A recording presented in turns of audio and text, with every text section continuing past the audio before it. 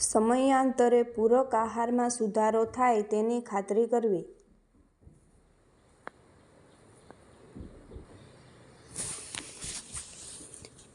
પૂરક ખોરાકની ખાતરી કરવામાં આપણે કેટલા આગળ વધ્યા છે? સારો પૂરક આહાર મેળવનારા બાળકો કોણ છે? અપૂરતા પ્રમાણમાં પૂરક આહાર મેળવનારા બાળકો કોણ છે? શું એવી કોઈ માતા છે કે જેણે આપણા દ્વારા મદદ મળ્યા બાદ પૂરતા પ્રમાણમાં પૂરક આહાર આપવાનું શરૂ કર્યું હોય? તેનામાં કેવી રીતે પરિવર્તન આવ્યું? બાળકના સંપૂર્ણ શારીરિક અને માનસિક વિકાસ માટે 6 મહિના બાદ સ્તનપાન સાથે પૂરક આહાર શરૂ કરવાના મહત્વ વિશે આપણે ચર્ચા કરી રહ્યા છીએ.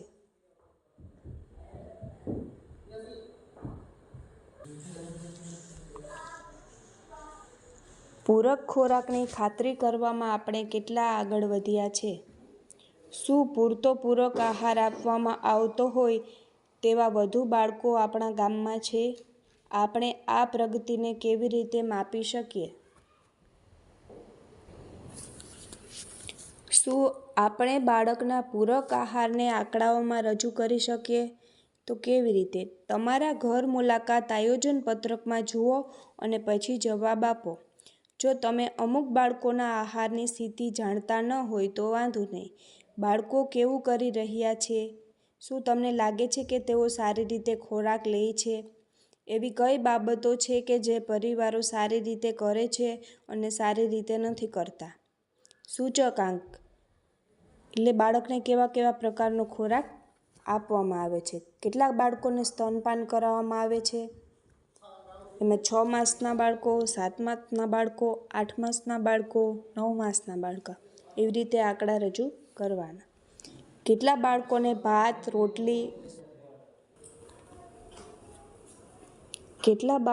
ભાત, રોટલી અથવા દૂધ સિવાયની નીચેની વસ્તુઓ દિવસ દરમિયાન ખવડાવવામાં આવે છે? કઠોળ, પીળા નારંગી રંગના શાકભાજી, લીલા પાંદડાવાળા શાકભાજી, પ્રોટીનથી ભરપૂર ખોરાક. કેટલા બાળકોને ખવડાવતા પહેલાં હાથ ધોવામાં આવે છે? કેટલા બાળકોને અલગ વાટકીમાં ખવડાવવામાં આવે છે? કેટલા બાળકોને પૂરતું ખવડાવવામાં આવે છે?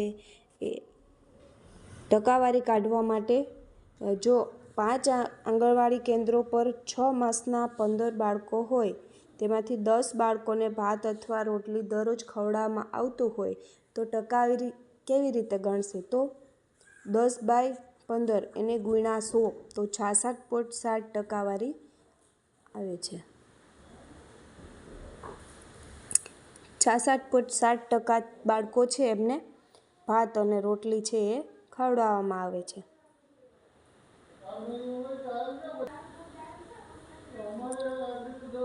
શું આપણે બાળકના પૂરક આહારને આંકડાઓમાં રજૂ કરી શકીએ? 6, 7, 8, 9 મહિનાના બાળકોને પૂરક આહાર આપવાના પરિણામો. સૂચકાંક: કેટલા બાળકોને સ્તનપાન કરાવવામાં આવે છે? કેટલા બાળકોને ભાત, રોટલી અથવા દૂધ સિવાયની નીચેની વસ્તુઓ દિવસ દરમિયાન ખવડાવવામાં આવે છે? કઠોળ, પીળા નારંગી રંગના શાકભાજી, લીલા પાંદડાવાળા શાકભાજી, પ્રોટીનથી ભરપૂર ખોરાક. કેટલા બાળકોને ખવડાવતા પહેલાં હાથ ધોવામાં આવે? કેટલા બાળકોને અલગ વાટકીમાં ખવડાવવામાં આવે છે? કેટલા બાળકોને પૂરતું ખવડાવવામાં આવે છે? પૂરક આહારમાં ટેકો આપવા હેતુ આપણે શું કરવું જોઈએ? જે પરિવાર બાળકોને સાચી રીતે ખવડાવતા નથી તેમને આપણે કઈ રીતે મદદ કરવી જોઈએ? આપણે હવે કેવું કરી રહ્યા છે? આપણે કઈ બાબતો સારી રીતે કરી? આપણે કઈ બાબતો સારી રીતે કરી નથી? પ્રવૃત્તિના અંતે તેમને સમજાવો કે આવા સત્રોમાં આવી વિગતો પર ચર્ચા કરવાનું આપણે શરૂ રાખીશું. સૂચકાંક: આવા બાળકોના કેટલા પરિવારોની તમે છેલ્લા મહિને મુલાકાત કરી? કેટલા પરિવારોમાં તમે તેમને પૂછ્યું હતું કે તેઓએ અગાઉના દિવસે શું રસોઈ બનાવી હતી? કેટલા પરિવારોમાં તમે તેમને પૂછ્યું હતું કે અગાઉના દિવસે બાળકને શું ખવડાવ્યું હતું? કેટલા બાળકોને અલગ વાટકીમાં ખવડાવવામાં આવ્યું હતું? કેટલા પરિવારોમાં તમે ઘરે બનાવેલ ખોરાકનો ઉપયોગ કરીને નિદર્શન આપ્યું હતું? પૂરક આહારમાં ટેકો આપવા હેતુ આપણે શું કરવું જોઈએ? આવા બાળકોના કેટલા પરિવારોની તમે છેલ્લે મુલાકાત કરી હતી? કેટલા પરિવારોમાં તમે તેમને પૂછ્યું હતું કે તેઓ અગાઉના દિવસે શું રસોઈ બનાવી હતી? કેટલા પરિવારોને તમે તેમને પૂછ્યું હતું કે અગાઉના દિવસે બાળકને શું ખવડાવ્યું હતું? કેટલા બાળકોને અલગ વાટકીમાં ખવડાવવામાં આવ્યું હતું? કેટલા પરિવારોમાં તમે ઘરે બનાવેલ ખોરાકનો ઉપયોગ કરીને નિદર્શન આપ્યું હતું? તે આપણે અહીંયા ઉંમર પ્રમાણે ચાર્ટ છે એ બાળકો નોંધવાના છે. બાળકે કેટલો ખોરાક લેવો જોઈએ? આપણે અગાઉ 6 મહિને પૂરક ખોરાક શરૂ કરવાનું તેમજ વિવિધતાવાળો ખોરાક આપવાનું મહત્ત્વ સમજી ગયા છે. આજે આપણે બાળકે જેટલી માત્રામાં ખોરાક લેવો જોઈએ તેનું મહત્ત્વ સમજીશું. બાળકે કેટલો ખોરાક લેવો જોઈએ? આપણે કેવી રીતે નક્કી કરી શકીએ કે બાળક માટે કેટલો ખોરાક પૂરતો છે? શું બાળકની વય સાથે ખોરાકની માત્રા પણ વધતી જાય છે?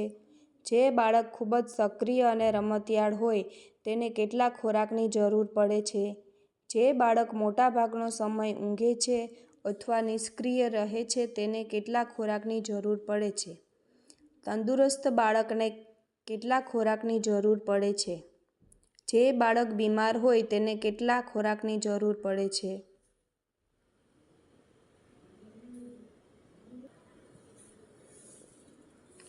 બાળક કેટલો ખોરાક લઈ શકે? એક વાટકીમાં જો દાળ ભાત, દહીં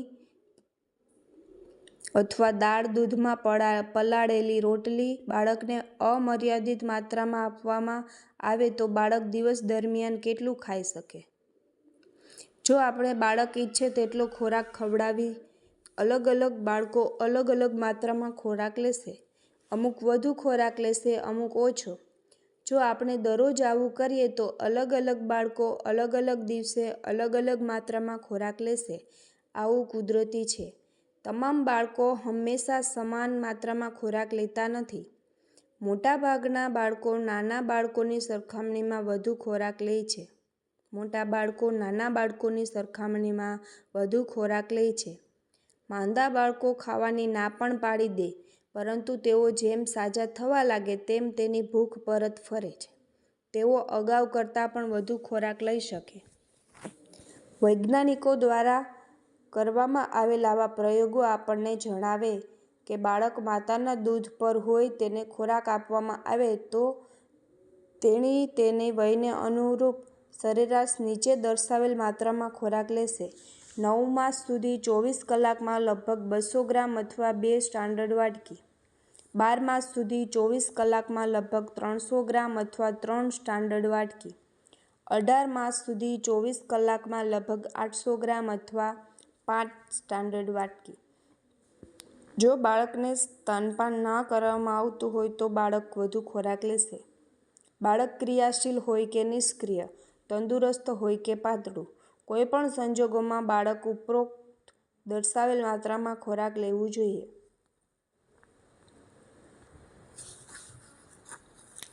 બાળક કેટલો ખોરાક લઈ શકે? ચાલો એક પ્રયોગ વિશે વિચાર કરીએ. જો આપણે તંદુરસ્ત બાળકને દિવસ દરમિયાન ખોરાક આપ્યા પછી કરીએ તો બાળક કેટલો ખોરાક લેશે? 9 મહિનાની વયે, 12 મહિનાની વયે. વધતી વયના બાળકોના ખોરાકની માત્રામાં પણ શા માટે વધારો કરવો પડે છે? આપણે વિવિધ પ્રકારના ખોરાકની જરૂરિયાત વિશે શીખી ગયા છે. આપણે ખોરાક લઈએ છીએ તેનું સૌથી મહત્વનું કારણ એ છે કે જેમ બસને ચાલવા માટે ડીઝલની જરૂર હોય છે તેમ આપણને ઊર્જાની જરૂર હોય છે. આપણે જે ખોરાક લઈએ છીએ ભાત, રોટલી, દાળ, તેલ કે ઘી, તેમાં કાર્બોહાઈડ્રેટ, પ્રોટીન, વિટામિનો અને મહત્વના પોષક તત્વો હોય છે કે જેને શરીર બળતણ તરીકે ઉપયોગ કરે છે. જેમ બસ ડીઝલનો ઉપયોગ કરે તેમ આટલા માટે જ વધતા બાળકોનું સંચાલન કરવા માટે વધુ ખોરાકની જરૂર પડે છે. બાળકોને નીચેના કારણોથી પુખ્ત વયના લોકો કરતાં પણ વધુ વિવિધ પ્રકારના પોષક તત્વોની જરૂર પડે છે. વૃદ્ધિ માટે સમગ્ર બાળપણ દરમિયાન બાળકની ઊંચાઈ અને વજન વધતા હોય છે. ખાસ કરીને માતાના ગર્ભમાં અને પ્રથમ 2 વર્ષ દરમિયાન. તેનો અર્થ એવો થાય કે હાડકાની લંબાઈ વધે. બાળકોને નીચેના કારણોથી પુખ્ત વયના લોકો કરતાં પણ વધુ વિવિધ પ્રકારના પોષક તત્વોની જરૂર પડે છે. વૃદ્ધિ માટે સમગ્ર બાળપણ દરમિયાન બાળકની ઊંચાઈ અને વજન વધતા હોય છે. ખાસ કરીને માતાના ગર્ભમાં અને પ્રથમ 2 વર્ષ દરમિયાન. તેનો અર્થ એવો થાય કે હાડકાની લંબાઈ વધે છે, સ્નાયુઓ વિકસે છે અને તમામ આંતરિક અવયવો મોટા બને છે. આ વૃદ્ધિ માટે દરેક પ્રકારના પોષણની જરૂર પડે છે. વૃદ્ધિમાં મદદરૂપ બનવા માટે પ્રોટીન, વિટામિનો, આયર્ન, ઝીંક અને ખૂબ પ્રમાણમાં ઉર્જા, કાર્બોહાઈડ્રેટ અને ચરબી. શીખવા માટે 2 વર્ષ સુધીમાં બાળકનું મગજ લગભગ મોટા મગજ જેટલું વધી જાય છે. બાળક ઝડપથી શીખે છે અને તે જેમ આજુબાજુની દુનિયા જોવે છે, સાંભળે છે અને સ્પર્શ કરે છે તેમ તેની યાદશક્તિ વધતી જાય છે. મગજના વિકાસ માટે દરેક પ્રકારના પોષણની જરૂર પડે છે અને તેમાં કોઈપણ પ્રકારની ઉણપ શીખવાની પ્રક્રિયા ધીમી પાડે છે. પ્રવૃત્તિ માટે દર મહિને બાળક વધુ પ્રવૃત્તિમય થતું જાય છે. પડખું ફરવું, ભાખોડિયા ભરવા, બેસવું, ઊભા થવું અને છેલ્લે ચાલવું. એ વસ્તુને પકડવા જાય છે, તેને ઉપાડે છે અને છોડે છે. વધુ લોકો સાથે મૈત્રીપૂર્ણ બને છે, તેમની સાથે રમે છે. પૂરતી પ્રવૃત્તિ વિના વૃદ્ધિ કે શીખ પૂરતા થતા નથી. પ્રવૃત્તિ કરવા માટે ખૂબ પ્રમાણમાં ઉર્જાની જરૂર પડે અને તેમાં ખૂબ જ પ્રમાણમાં કાર્બોહાઈડ્રેટ અને ચરબી વપરાય છે. ચેપ સામે લડવા માટે પ્રથમ 2 વર્ષ દરમિયાન જેમ જેમ બાળક મોટું થતું જાય તેમ તેમ તે વારંવાર બીમાર પડે છે. તાવ, ઝાડા અથવા શરદી અને ઉધરસ થયા કરે છે. તેના શરીરને ચેપ સામે લડતા શીખવા માટે તેને વિવિધ પ્રકારના આહારલક્ષી પોષક તત્વોની જરૂર પડે છે. પૂરતા પ્રમાણમાં પોષક તત્વોનો અભાવ તેની માંદગીનો સમયગાળો વધારી શકે છે, તેનો વજન ઘટી શકે અને ગંભીર રીતે બીમાર પડી શકે છે. વધતી વયના બાળકોના ખોરાકની માત્રામાં પણ શા માટે વધારો કરવો પડે છે?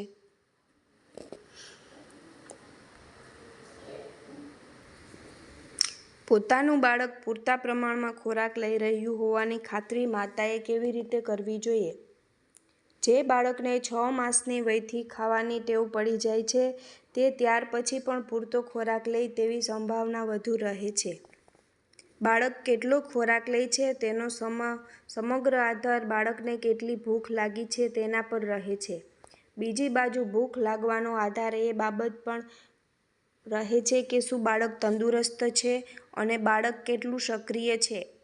સ્વાભાવિક રીતે, જો બાળકનો ખોરાક સ્વાદ પસંદ પડશે તો તે વધુ ખોરાક ખાશે. આવી જ રીતે, અમુક બાળકો દરરોજ એક જ પ્રકારના ખોરાક ખાવાથી કંટાળી જાય છે. અંતે, દરેક બાળકમાં અમુક વિવિધતા જોવા મળે છે. અમુક બાળકો અન્ય બાળકો કરતાં વધુ ખાવાની ટેવ ધરાવતા હોય છે.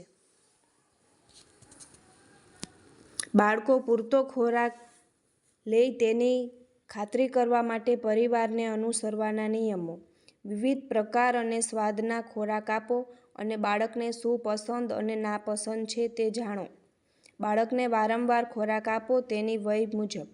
6 થી 8 માસ, દિવસમાં ઓછામાં ઓછો 3 વખત ખોરાક આપો. 9 થી 12 માસ.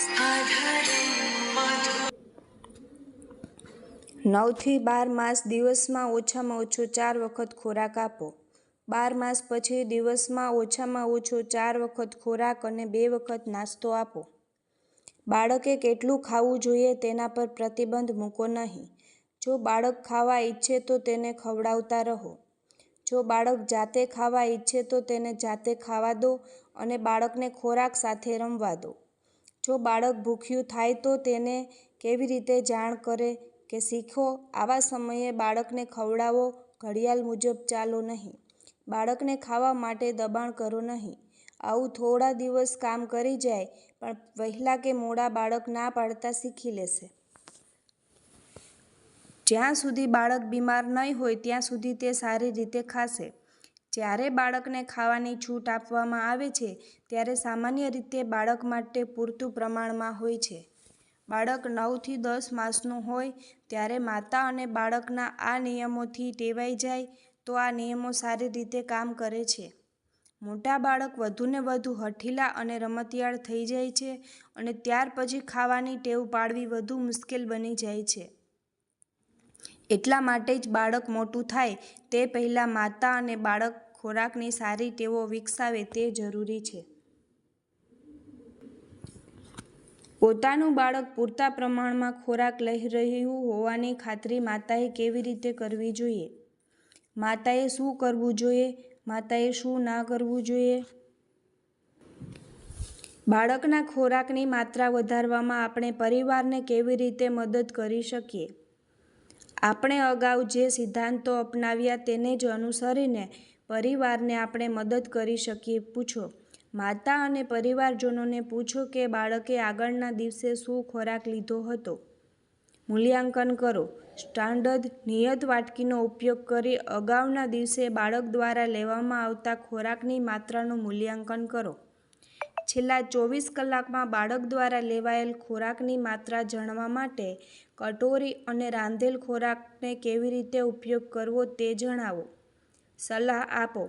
જો વયની સરખામણીમાં બાળક પૂરતી માત્રામાં ખોરાક લે તો પરિવારને વર્તમાન રીત શરૂ રાખવા પ્રેરિત કરો.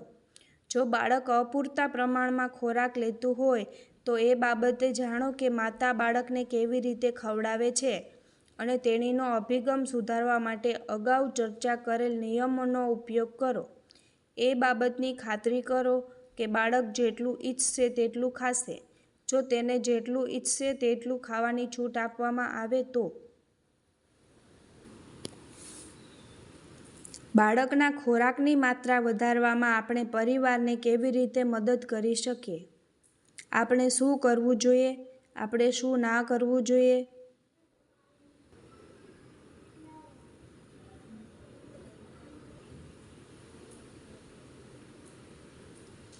બાળક પૂરતા પ્રમાણમાં ખોરાક લેતું હોવાની ખાતરી કરવા માટે આપણે પરિવારને કેવી રીતે મદદ કરીશું?